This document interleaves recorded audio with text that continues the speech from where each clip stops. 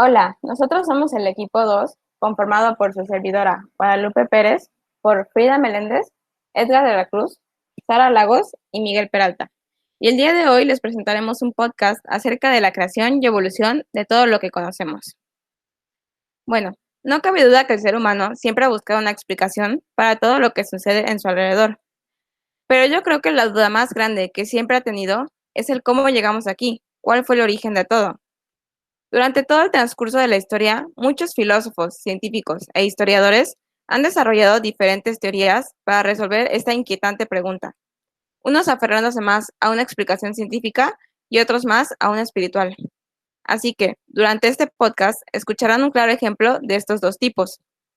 Primero, mis compañeros Frida Meléndez y Edgar de la Cruz nos explicarán acerca de la evolución de las especies y su origen según Charles Darwin, y en su explicación también darán respuesta a las preguntas solicitadas por nuestros seguidores de TikTok, que son: ¿cómo surgió la vida en la Tierra?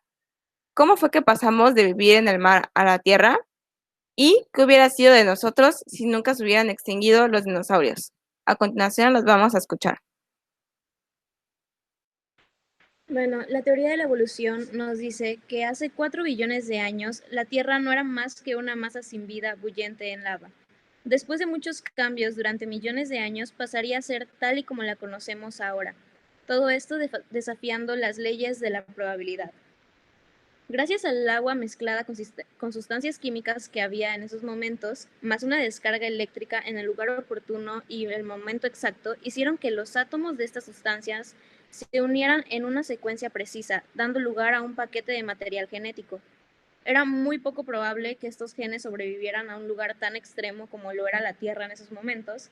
Sin embargo, de alguna forma lograron hacerlo.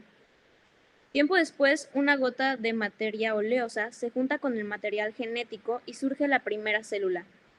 Hace 3,5 billones de años se dividen por primera vez mediante la mitosis, generando al primer ser vivo, Luca, nuestro último ancestro en común. A partir de ahí, se empiezan a reproducir durante 2 millones de años. Las células después se fusionan y, con los genes combinados, hacen la variación de células mutantes. Las células hacen distintas especies y hace 600 millones de años surgimos nosotros como un gusano de agua de solo 8 centímetros. Ya existía el sexo y producimos más descendencia. Hace 540 millones de años, nuestra piel mutó y se volvió más sensible a la luz, dándonos capacidad de ver. Podíamos esquivar depredadores, comer más y reproducirnos más. Las células nerviosas formaron nuestro cerebro de un tamaño diminuto y fuimos capaces de retener información, aunque fuera muy, muy poca. Y hace 521 millones de años, eso fue. Hace 375 millones de años, la supervivencia nos hace volvernos de una piel más gruesa, grandes, y somos de ese único por ciento de especies que sobreviven. Tenemos dientes y aumentó nuestra capacidad de supervivencia, pero no éramos los más fuertes. Había otras especies más fuertes que nosotros y en ese momento solo tuvimos dos opciones: apartarnos del lugar de los depredadores o morir. Es ahí cuando nuestro ancestro decide ir a aguas pocas profundas y con poco oxígeno. Y otra vez ahí tuvimos que mutar para salir de la Tierra hace 365 millones de años. Y nuestro organismo vuelve a cambiar. Sí, como mencionó mi compañera Frida, en ese momento es cuando volvimos a cambiar, que es donde nos encontramos en este nuevo terreno, que era la superficie. Y al salir del agua fue que nos tuvimos que adaptar otra vez con el paso del tiempo, consiguiendo así una piel mucho más gruesa, la cual soportara el sol, y unas garras las cuales nos permitieran movernos en este nuevo terreno. Pero con el ambiente caluroso, para nuestra descendencia, tuvimos que ahora ponerla en huevos, las cuales ya tenían los nutrientes necesarios para que la cría saliera bien. Y con el paso del tiempo fue que aparecieron los dinosaurios, los cuales se posicionaron en el pináculo de la cadena alimenticia. Esto hizo que nos volviéramos a adaptar y que nos hiciéramos más pequeños para que también así pudiéramos percibir con mayor facilidad cuando venían por nosotros. Este estilo de vida mucho más movido hizo que tuviéramos que volver a adaptarnos con nuestras crías para que ya las diéramos, bueno, para que las dieran a luz como organismos mucho más desarrollados, de los cuales solamente se les nutriría con leche. Y aquí es donde entra una carta muy importante en el juego, que es el asteroide que colisionó con la Tierra y que supuso el fin de los dinosaurios. Porque apartándonos un poco de la teoría, solamente imaginar qué hubiera pasado si este asteroide no hubiera chocado con la Tierra. Los dinosaurios seguirían siendo los más dominantes en la cadena alimenticia y por supuesto que hubiéramos evolucionado. Sin embargo, tal vez no hubiéramos llegado a lo que somos actualmente. Probablemente nos hubiéramos ido por un camino mucho más diferente para sobrevivir de estos depredadores. Afortunadamente para nosotros, el asteroide sí colisionó y dejó a la Tierra en un estado desfavorable para conseguir alimento. Al menos, bueno, especialmente para los dinosaurios, debido a que estos consumían grandes cantidades de alimento y al complicarse el conseguir su comida, hicieron que eventualmente fueran desapareciendo. Pero nosotros, al ser los más pequeños, pudimos sobrevivir al alimentarnos de insectos. Esto hizo que sobreviviéramos, los dinosaurios desaparecieran y la vida volviera a darse en el planeta Tierra.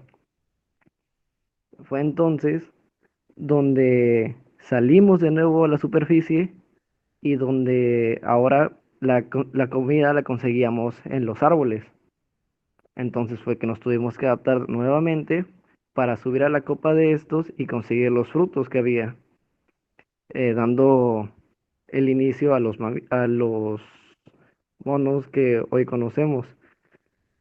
Eh, pero al avanzar el tiempo, muchos de estos bosques fueron decreciendo en cuanto a la cantidad de árboles que tenía, haciendo que se fuera más difícil el conseguir estos frutos y haciendo que otra vez volviéramos a adaptarnos para que nos alejáramos de estos árboles y empezáramos a buscar otra nueva fuente de comida.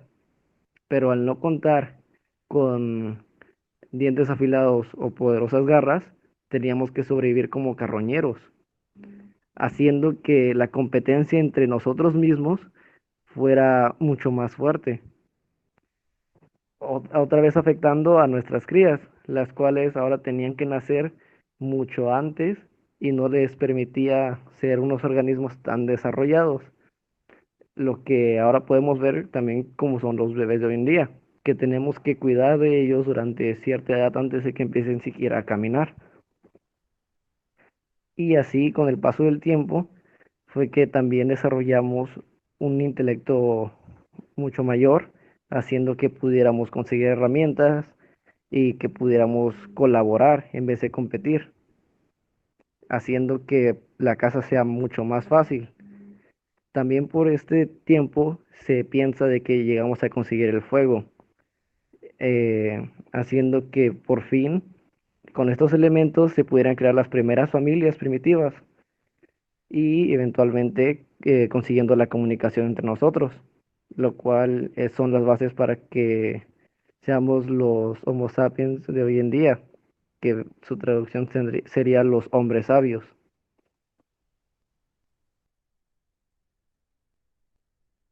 Bueno, a mí me parece una teoría asombrosa, ya que nos demuestra cómo por cualquier mínimo detalle pudiéramos no estar aquí. Sin duda, lo que tuvimos fue suerte. Ahora mis compañeros Sara Lagos y Miguel Peralta explicarán la teoría del creacionismo y también responderán dos preguntas más solicitadas por nuestros seguidores, que son ¿qué autores apoyan esta teoría? Y si estrictamente esta teoría va relacionada con la creencia en un dios. La teoría del creacionismo cree en la existencia de un creador, un ser superior, Dios. Esta teoría también apoya que todo tiene un propósito. Dentro de esta teoría se remarca mucho acerca de la proporción dorada, que es, como su nombre lo dice, una proporción o una ingeniería estética en todo lo que existe. Henry Morris fue el que demostró esta teoría al basarla en bases científicas y al mismo tiempo respaldarla en el relato bíblico. Podemos dividirlo en algunas partes del creacionismo. Uno de ellos es el clásico. En este habla de todo lo hablado en la Biblia y que este rechaza todas las creencias de la evolución humana y de los descubrimientos biológicos. En el creacionismo clásico de origen cristiano, se hace una interpretación literal de la Biblia y se sostiene la creación del mundo, los seres vivos y el catolicismo del diluvio universal, tal como está descrito en el Génesis, sin pretender concretar la manera científica del origen de las especies. En el creacionismo moderno, habla de la diferencia del creacionismo clásico, es más reciente y se trata de estar igualmente fundamentos de carácter no religioso, y a partir de descubrimientos, conocimientos, disciplinas pertenecientes a las ciencias naturales. O sea que este tipo de creacionismo abarca todo lo de la evolución, es creado a partir de los descubrimientos científicos y, y todo lo demás. Otro que puede ser es el creacionismo Tierra Joven. En es indicado que el planeta tiene menos de 10.000 años y generalmente creen que fue creado por Dios hace 6.000 años, tal como lo describe el calendario de Usher Lightfoot. Así que las teorías científicas del universo y la astronomía no son incluidas en esta ideología. Y también el creacionismo de la Tierra Joven de una evolución rápida, habla de una evolución rápida, asegura que Dios dirigió un tipo de evolución singular de corto periodo hasta el sexto día de la creación, en el que después se sumó la creación del nacimiento de las primeras especies a esa respuesta por ennobramiento joven. En otro que podemos hablar es la evolución y extinción de los seres vivos. En esta habla que cree que solo es en el proceso de extinción y no en la evolución, pero la extinción se produciría solo por una intervención y voluntad divina. Dentro de esta categoría resaltan los grupos que creen que los dinosaurios y los otros animales antiguos se extinguieron durante el diluvio universal. Así que se rechazan cualquier explicación científica de estos animales y fósiles. Aparte sostiene que Dios no crearía grupos de seres que necesitaran cambio o adaptaciones para lograr la supervivencia de sus descendientes, ni tampoco permitirían que sus seres sean creados por Dios se extinguieran.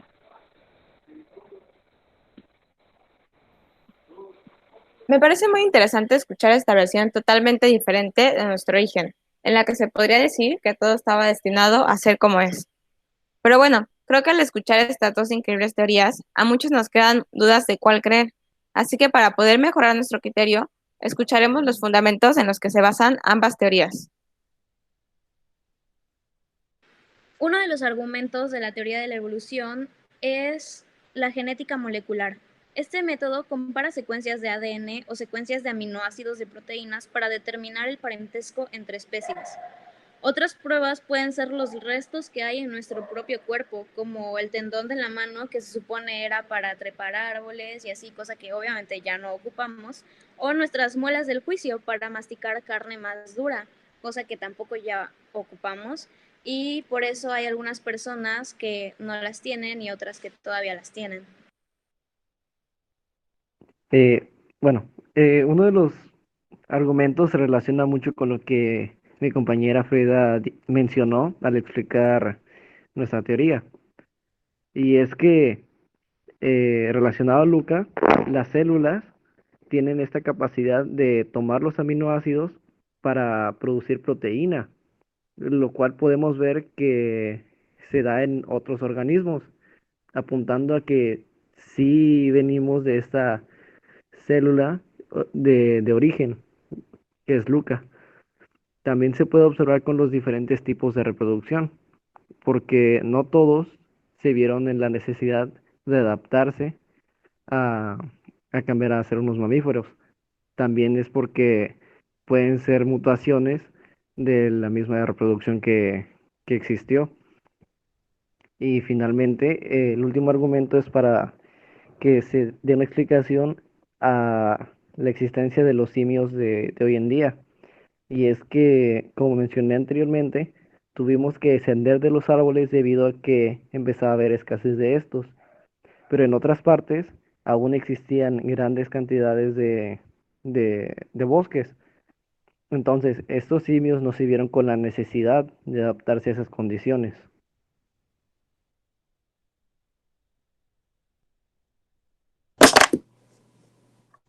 Como bases científicas del creacionismo tenemos las leyes de la termodinámica, que dice que la energía permanece constante pero la entropía aumenta, la ley de la biogénesis, que dice que la vida viene de la vida, y las leyes de Mandel, que dice que las características de los seres vivos son combinaciones de la información genética heredada por sus padres. También dice que el creacionismo se asienta sobre una base científica. En este habla de que todo fenómeno obedece a una causa. ¿A qué quiere decir esto? Que el fenómeno y causa están infinitamente relacionados. La lógica científica y la razón indica que toda estructura que refleja un diseño inteligente, consecuencia de una causa inteligente. Por eso dice que todos los estudios científicos concluyen de que el universo, la vida y el hombre presentan las características de haber sido diseñados por un creador inteligente. Gracias al método científico, las pruebas científicas de la creación se acumulan con una velocidad vertiginosa. Ahora, antes de pasar a escuchar las aportaciones de nuestra invitada, les voy a decir 5 descubrimientos importantes que ha hecho la ciencia durante los últimos años. Número 1. Gracias al análisis de los sedimentos donde se dio el impacto del meteorito que provocó la extinción de los dinosaurios, los científicos han logrado explicar casi minuto a minuto cómo sucedió este evento. Y también se descubrió que la vida se regeneró mucho antes de lo pensado después de esta catástrofe. 2. Se reorganizó todo el árbol genealógico de la humanidad, gracias al descubrimiento de un nuevo homínido llamado Homo naledi, que existió hace 700.000 años aproximadamente.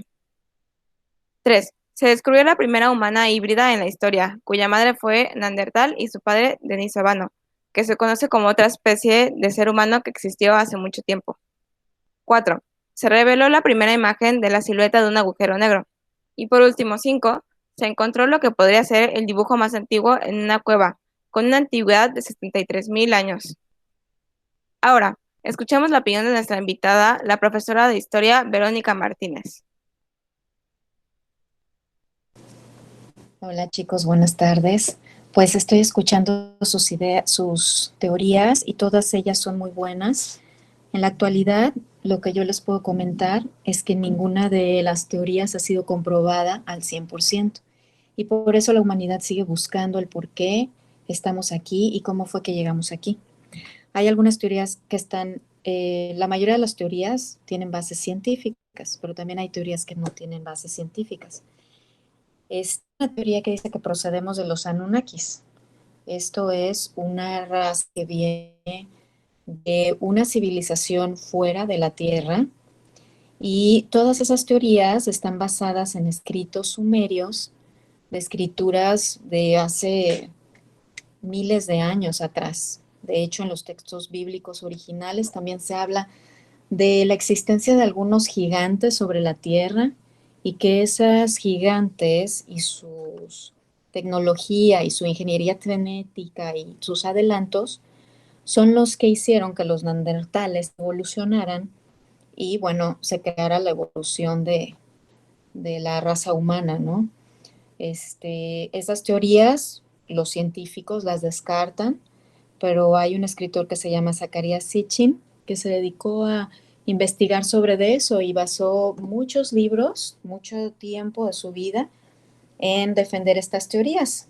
Estas teorías, pues dan como una explicación a las pirámides de Egipto, a Stonehenge y ese tipo de construcciones que todavía sorprenden a la humanidad de cómo hace tantos años fueron construidas sin la tecnología que supuestamente ahora hay, ¿no? Entonces se cree que esta raza que viene de otra civilización del universo tenía mejor tecnología que nosotros y que todavía nosotros no estamos tan evolucionados como ellos. Así es que como ven, pues hay muchas teorías y ninguna ha sido comprobada al 100%. Muchas gracias. Finalmente, después de toda esta bomba de información, concluimos en que realmente no hay una explicación 100% comprobada, pues la tecnología sigue avanzando y probablemente en años siguientes haya más descubrimientos de nuestros orígenes. Pero también hay que dejar en claro que cada quien es libre de creer en lo que quiera, pero también es importante mantenerse informado para tener un buen criterio. Y bueno, eso sería todo de nuestra parte y gracias por su atención.